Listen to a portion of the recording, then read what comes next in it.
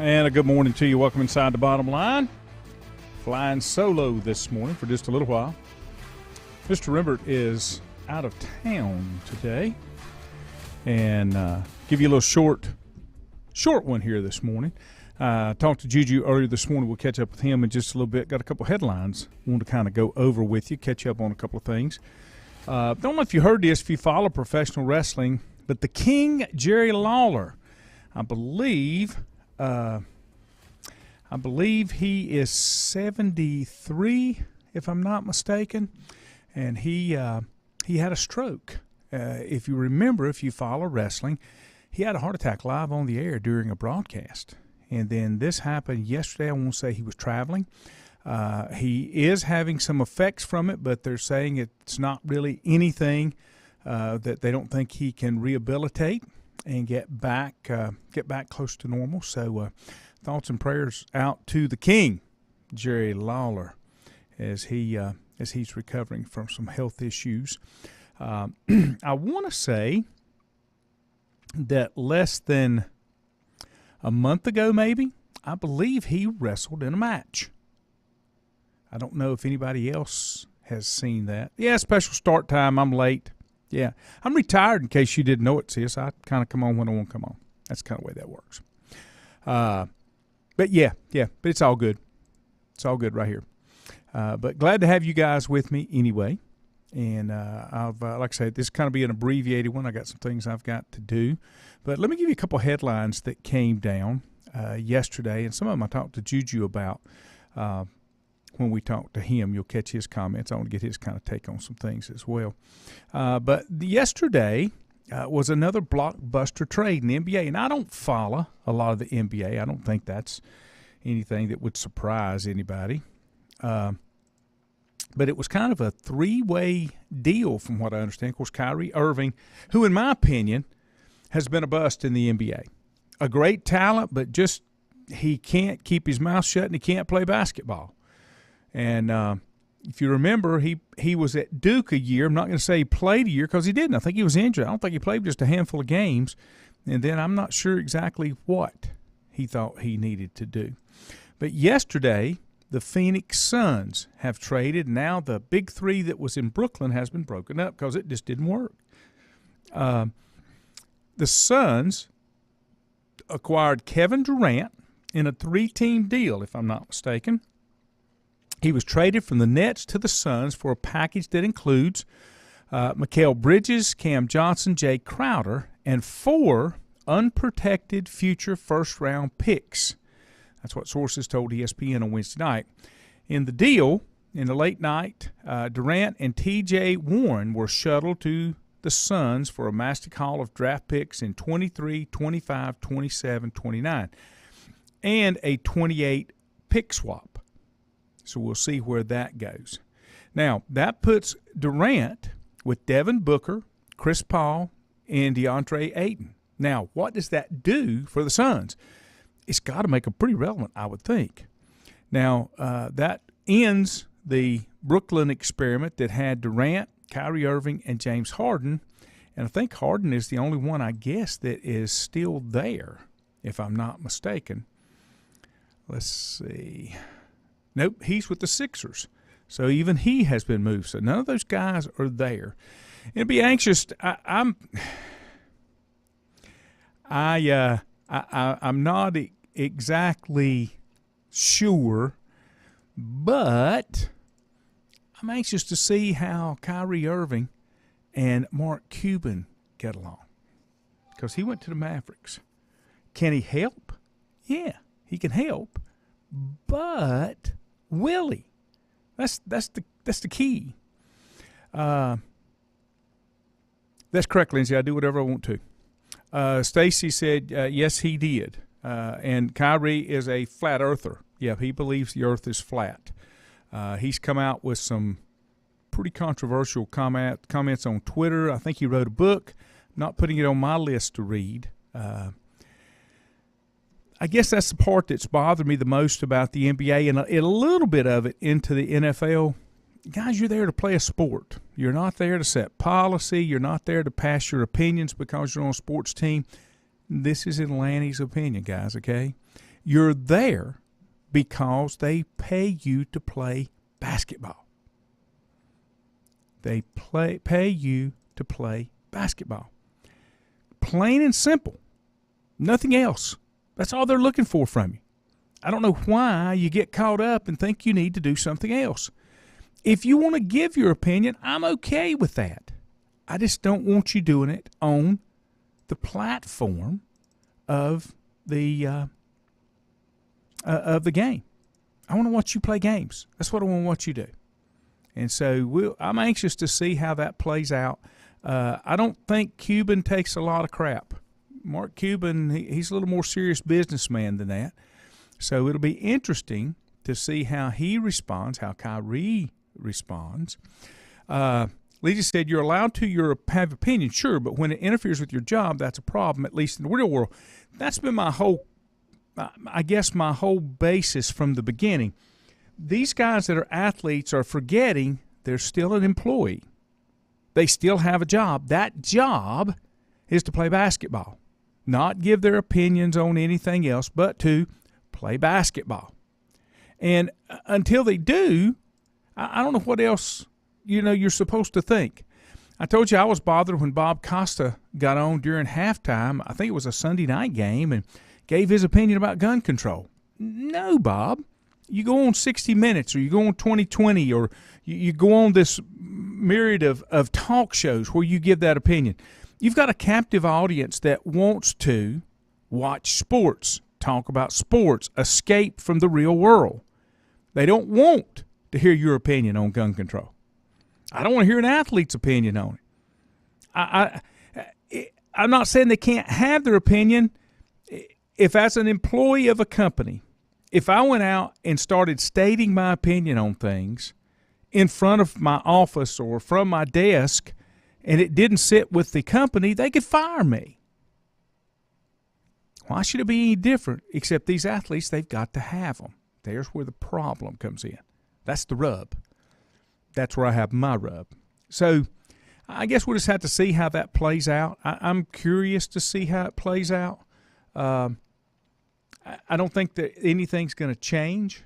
I think we've already allowed this to happen too much, so I don't think it really matters. This is the way it's going to be from here on out, but we'll just have to see. Let's see. I saw a couple other headlines that I wanted to get into. Florida State head coach, I talked to Juju about that. He has got an extension. He won 10 games last year, and they feel like Florida State is back on the rise. We'll have to see. I guess the jury's still out on that a little bit. Is it a flash in the pan, or is it real? Let's see. Here is Lance Guidry, who is the defensive coordinator with Tulane. He's leaving to become the defensive coordinator at Miami. So that Miami's another team. Juju and I talked about it.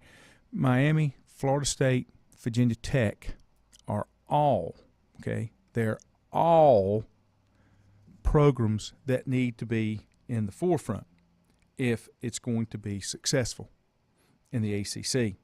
I had a text about an NIL deal. See if I can find it.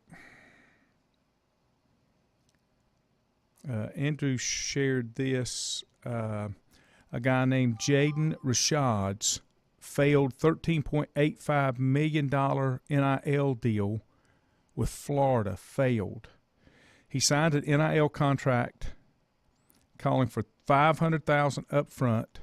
From that, his payments would increase from $250,000 a month as a freshman to $292 approximately a month as a sophomore, $375,000 a month as a junior, rounded out with $195,000 a month as a senior, as long as he fulfilled following obligations. His residence would be Gainesville, Florida. At least one branded Twitter post and one branded Instagram post per month, because they'll get some of that money back. Up to 8 fan engagement events per year. These would include in-person appearances, social media engagements, video conferences, or interviews. And let's see, the last one is, I ain't got my glasses up here, autograph up to 15 pieces of merchandise per year. And those video conferences, engagements, interviews, none could last for longer than 2 hours. That is the state of college athletics, and it's sad.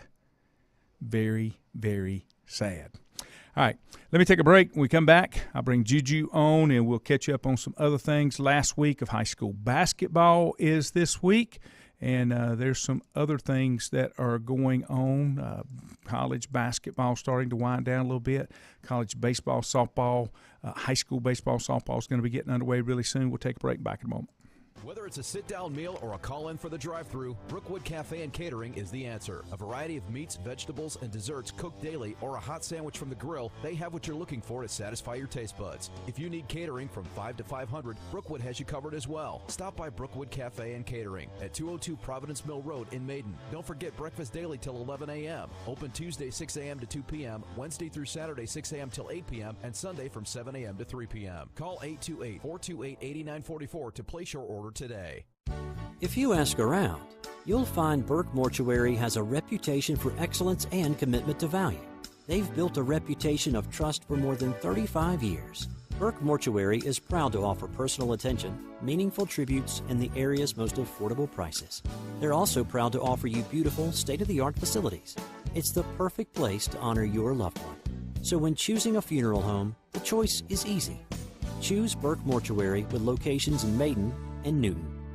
Covenant Church began as a vision of just over 100 people in 1984. Since then, Covenant Church has grown and currently located at 2168 Gastonia Highway in Lincoln. The Sunday schedule includes early morning worship at 8:30, Sunday school at 9:45, and morning worship at 10:45. Their ministries extend beyond Sunday. Visit their website at www.covenantchurch.church to see all they have to offer, and better yet, stop by and see for yourself. Covenant Church may be just what you're looking for a new church home.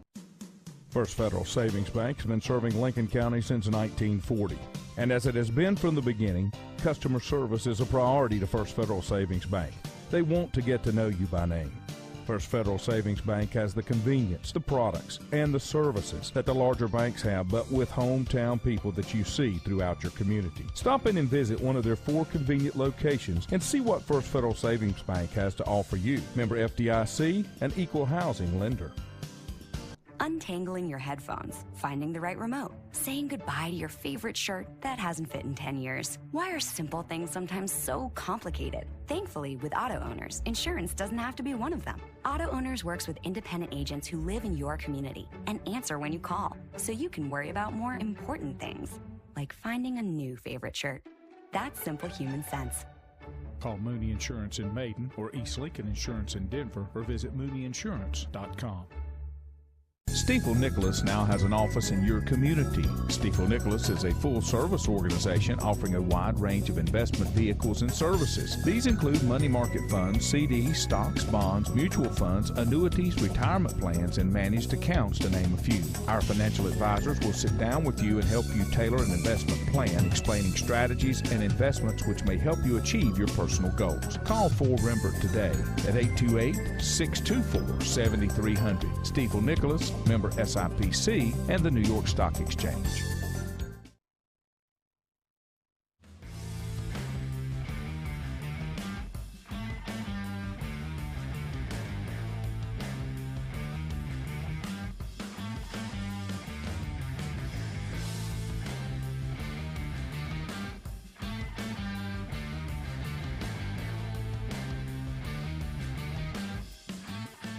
And welcome back. Glad to have you here on a Thursday. Going to be nice today, about 70 degrees, wasn't but 50 this morning. We hadn't had him on in the morning in a little while, but we'll bring him on today. Juju Phillips, good morning to you, sir. Hey, Lanny, good morning as always. It's a pleasure to join you, morning, afternoon, evening, whatever it might be. I appreciate it, my friend. What's going on in your world? Well, it's we're right in the middle. Even though when we talked last on Monday, we had focused on the football side of things with even like signing day going on. But, basketball right in the middle of things right now. And, locally in basketball, a couple of teams from high school in this area, namely Hickory High, they're on a roll. They're top 10 in the state. They're having a fine year. Lenore Ryan's men's basketball team may have won a big game last night. They won at Wingate, and that's their chief rival in all their sports. And Wingate had a better record than the LR men, who were struggling this year, and some whispers out there that maybe Lenore Ryan might go in a different direction in terms of men's basketball coach. Well, they won in double overtime last night, 108-106. So a thrilling win for them as they pull off the win.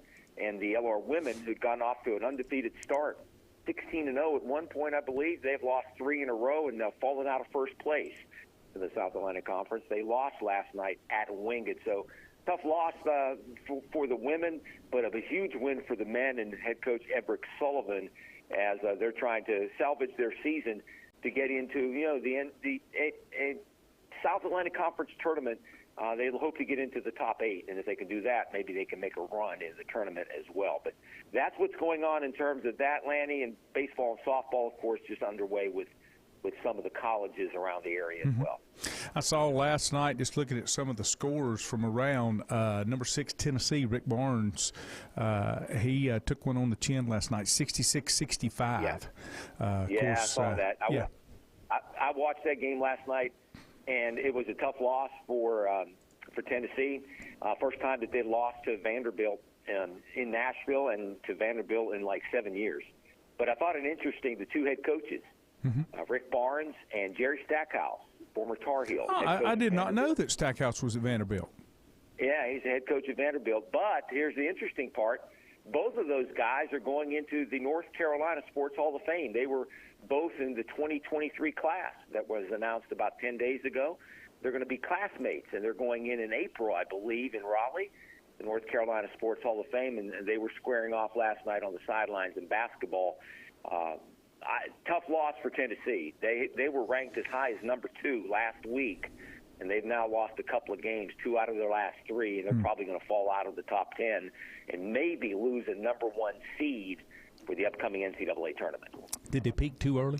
Well, I mean, sometimes that happens. Or you, in the middle of February, when things get kind of, in that routine, and you hit a rough patch, and you hope that, you're going to meet some adversity at some time during the basketball season. You hope you make it early or in the middle of the season, like right now. Maybe they can get by it and make a run. Tennessee is, I don't think they've ever made it to a Final Four in college basketball. And Rick Barnes has only made it, I think, maybe one Final Four in his career. And he's kind of on the bubble, Lanny, in terms of making the Naismith College Basketball Hall of Fame, and that he could add to his impressive resume if they can get the Tennessee Volunteers into the Final Four this year. That would be nice for a local product to get that kind of notoriety. Some things, just get your take on a couple of things. Florida State extended Mike Norvell on a contract extension to extend him to 2029. He'll earn an average of $8 million per year with the new agreement. Base salary is 5.3 and then 7.3 in 24, and he'll earn 8.5 in his final year. He'll get a $250,000 annual retention bonus if he's employed at the end of each year. And then if he leaves Florida State, he will $6 million this year, $4 million next year, and his buyout decreases by $1 million each year. And basically, this was given based on a 10-win season. But I guess my question is, Florida State's better than they were, but are they back to national prominence? They're close.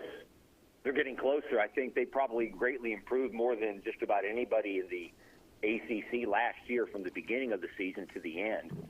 I mean, they're as close as they've been since, I guess, Jimbo Fisher maybe won a championship in his, next to last year at Florida State. It's been a while. But they're getting closer, Lanny, and it helps right now that Miami has been a little bit overrated, and that Florida has been up and down, and they've changed coaches. And so maybe this is a time where Florida State can get back in the mix, and I still think, and you probably would agree, that the ACC is a better league when Florida State is one of those national contenders. Well, Florida State, Virginia Tech, and Miami all need to be up there as far as I'm concerned. Norvell is 41. He's 56-31 as an FBS coach between Florida State and Memphis. They have not won an ACC title since 2014 and have dropped 7 consecutive games to my Tigers. And Clemson has won 7 ACC championships and 2 national championships in that same time span. So yeah, there you have it. So that is the program that you're trying to get to, and if Florida State can get a little bit closer, and I guess it all starts with them winning over Clemson. I don't know if you saw this note yesterday, Lanning, and in your retirement and all your retirement talk earlier this week, I saw this. 84-year-old coach Tom Moore has signed a contract extension with the Tampa Bay Buccaneers. Wow. He's been an offensive consultant since last season. Well, he has been a quarterback's coach and consultant for Tom Brady, for Peyton Manning, and going all the way back to the 1980s and Terry Bradshaw's first quarterback's coach. Wow. Tom Moore, 84 years old, still coaching at the level in the NFL. It's hard to see Tom Moore with anything except the Colts blue on. Yeah, I agree with you. That's where I remember him most. With his reading glasses Yep, down. pulled down on his nose. Yep, that's right. That's You're exactly right. That's the impression that you get. But it's amazing that he still has, the passion and still want to coach and the energy to coach at 84 years young. Passion. How about energy? I know. I don't even want 20 years ahead of me. How about this one? Tulane was talking about Miami. Tulane defensive coordinator Lance Guidry is expected to become the next defensive coordinator at Miami. Okay. So Miami making some changes. Everybody's making changes, and I'm not always sure. Sometimes I think teams make changes and never really. It's kind of like treating the symptoms instead of trying to cure where the problem is. It just seems like it to me a little bit. Yeah, and we're still waiting. And I don't know if you heard anything from our favorite football coach, who could be the offensive coordinator now for the Carolina Panthers. Have you heard anything about Jim Bob? Nope, hadn't seen a thing about the Cooter man. Not the first thing. I do know that Steve Wilkes is no longer unemployed, which I knew he wouldn't be for long. And here again, I think he may have a shot at winning a Super Bowl as he's the new defensive coordinator for the San Francisco 49ers. Yeah, they have a pretty good defense. Their last 2 defensive coordinators have gone on to become head coaches. Yeah, I think you're right. So, it's that'll be a good one there, I think. Here's another thing that kind of I guess aggravates me because I just don't like it. Northwestern will face Iowa November the 4th at Wrigley Field. That is not a pretty game to watch football at Wrigley Field. Sorry. Just not set up for it. They make it work, but it's just not set up for it. It used to be back in the early 60s when they had the ivy in the brick wall there right in the corner of the end zone. But they've configured it differently now with Wrigley Field and added on to it. But that's where the Chicago Bears played for a number of years before they built Soldiers Field. Yeah. A couple of things from the NFL. I'll just kind of throw a couple things out there. Aaron Rodgers is going on a darkness retreat, I think, for 4 days to find himself. It's a completely isolated place, no cell phone, no communication, no TV, no radio, no nothing. I don't even think there's windows in the place that he's going. To me, that guy's a head case. He's something. Yeah. He's something else. I don't know what else you can say that he can go on a national radio program and get all that time. Yep. 5 to 10 minutes talking about what he's going to do with his life in the off season. Mm-hmm. I would not be against the fact that we don't hear anything from Aaron Rodgers again until August. You're probably right. That wouldn't surprise me either.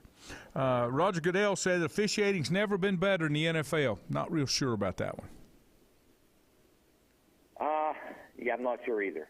They probably need to do some things in terms of changing the which calls or which plays can be reviewable. Everything should be reviewable. Then you don't have any question. They got to tweak it. They got to fix it somehow. And I'm not saying challengeable. I'm just saying reviewable. If somebody sees something they don't think was right, then you ought to be able to fix it. Okay, I can go with that. I can agree with you there. What else you got on your list there, my friend? That's it. It's been a short week. I know locally, the state championships are this weekend again in wrestling. If you follow high school wrestling, bunch of kids from Newton Conover and Fred T. Ford and some of the other St. Stephen's, I think, are in the individual. Yeah, the individuals. Yeah, individual. Mm-hmm. Yeah. So there will be a chance for some kids to bring home gold medals and silver medals and whatnot and winning a state championship in wrestling, which is always very interesting. But we're coming down the line, Landy. We're almost there in terms of the regular season in basketball, high school basketball, college basketball. Last game is tomorrow night, regular season. Yeah, regular season, conference tournaments, and then the playoffs. So we're in the middle of switching seasons. Baseball's just around the corner with spring training starting in about 10 days. Mm-hmm. So it's that time again where you got more than one sport going on. It should be interesting. And of course, the Super Bowl this weekend, the thing I'll be watching the most, and I don't know if I've ever watched the line play as much as I'm going to do it here because of the local kid, Landon Dickerson, that plays for the Philadelphia Eagles. Number 69 plays left guard. I'm going to be watching to see how he plays because he's coming off an elbow injury. And if Kansas City hopes to win and shut down Philadelphia, I think they're going to have to do something to disrupt the Eagles' offense. And they have one big defensive lineman, and I'm guessing that they're going to try to attack Landon Dickerson with that injured elbow. So it's going to be an interesting matchup to watch as the Super Bowl commences. But, again, I've never watched so much offensive line plays I have the last few weeks only because of the local kid. But if he's okay, if Landon Dickerson's okay, I don't know if the Kansas City Chiefs can stop Philadelphia from running the football. Right. Let me get your prediction. The line currently is the Philadelphia Eagles are giving 1.5, and the over-under is 51. Would you take the over-under, and what is your prediction on the game? I take the over. I think it's going to be, if you look at the postseason, and again, I'm not a gambling person, but I just see the trends, and both teams score a lot of points in the first half, both Kansas City and, of course, the Eagles. I would guess I'll take the over, and I'm going to say 34-31 maybe. Okay, we're close. And Eagles? Yeah. You taking Eagles? Yeah, Eagles. 34-31, 35-31, Eagles, in my opinion. Yeah. Okay. I am taking the over as well, and I'm going Eagles. My score is 31-28, so we're in the same ballpark, 3-4 point game. I think the Eagles cover the spread. My total points there would be 59, so I'm taking the over on that. I too am not a gambler. Bobby Ross broke me from that when I lost $100 back when the Chargers played the 49ers 100,000 years ago. When $100 was $100. But I agree. I'm going to Eagles. I'm looking forward to this game. One of the questions that's kind of been circulating, if Patrick Mahomes can't win this Super Bowl, does it tarnish a little bit what he's accomplished so far? I don't think so. I think that they're good enough that they could probably get back. Even though he's got that big contract, it seems like that Kansas City's done a pretty good job of surrounding him and being able to finagle the contracts and fit everything under the salary cap. So I'm thinking if the way he's playing, he's probably the best player on the planet right now, and he's coming off an injury. I think and I don't think he will lay an egg, but if they lose a close game, I don't think it's going to tarnish his reputation at all. I think most people think that he's first or second best player going on in the NFL right now. Let me give you this. We'll close out with it. Speaking of gambling, and I don't like the sports programs that completely just concentrate on lines and gambling and all that kind of stuff. That's not, to me, that's even worse than listening to stats all the time. Anyway, there is a record 50.4 million adults in the United States, or roughly 20% of the population, are expected to combine to bet approximately $16 billion on the Super Bowl. That was based on a survey from the American Gaming Association.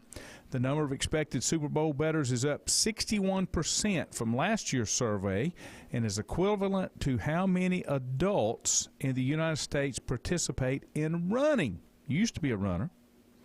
Kansas, Ohio, Maryland, and Massachusetts have launched online sports betting since the last Super Bowl. You can also do it right here in North Carolina in Kings Mountain at the new gaming center It's opened up. It's another Cherokee resort. It's not. They haven't built anything yet. It just looks like a bunch of those office trailers put together. But from what I understand, it's pretty nice. So if you're into that type of thing, you don't have to travel to Vegas. You don't have to travel to New Jersey. You can travel to Kings Mountain and do whatever you want to do. You can play the games. And I had mentioned to somebody that does participate in that type thing. Most of the games, or maybe all the games, because of Space Center, have gone electronic. Well, that's not. I wouldn't want to play with that anyway. I want to play. If I'm going to play, I want to play a real hand of blackjack from a table. I want to play real poker from a table. I want to play. I love playing roulette. But I want to play it from the table. I want to watch the ball spin. I want to hear the click, click, click, and the ding, ding, ding when the ball pops into a hole. But that's a lot of money on the Super Bowl. Yeah, take into account inflation too, and Americans apparently have a lot of, excess money to spend. Mm-hmm. And yeah, that is quite a bit. And I'm guessing that this year's Super Bowl will be one of the most watched Super Bowls because of the gambling, right? More and more fans are watching it for the gambling purposes and for the TV commercials. Yep. So they get the average fan as well to do that. So it's going to be interesting. You wonder in terms of North Carolina how much more things will open up in terms of being able to bet